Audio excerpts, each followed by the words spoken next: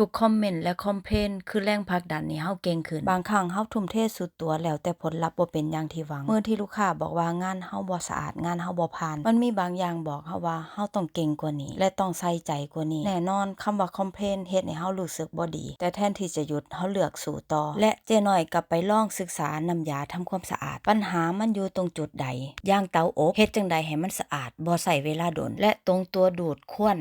น้ำมันไหลเยิ้มเสร็จออกยากและตามคาบฝังแน่นตามพื้นตามประตูตามซอกตามมุมทดลองอยู่หลายน้ำยากว่าสิได้มาพี่น้องลองผิดลองถูกจนเฮาได้มาค้นพบน้ำยาที่ใส่แล้วดีลูกค้าบ่คอมเพลนอีกถ้าเฮาเปิดบริษัททำความสะอาดเฮาต้องมีน้ำยาที่ดีขจัดคราบที่ลูกค้าเอาออกบ่ได้แต่บริษัทเฮาทำได้นี่คือความแตกต่างในการเปิดบริษัทถ้าเขาเฮ็ดเองได้เขาก็บ่จ้างเฮามาแม่นบ่ที่เจ้าว่าถ้าเฮาตั้งใจที่สิเฮ็ดหยังแล้วเฮาต้องเฮ็ดให้มันดีเฮ็ดให้มันสุดหวังว่าคลิปนี้สิมีประโยชน์และเป็นแรงบันดาลใจให้หลายๆคนถ้าชื่นชอบก็ฝากกดไลค์กดแชร์เป็นกำลังใจให้เจ๊น้อยสวีเดนแหน่เด้อจ้ะ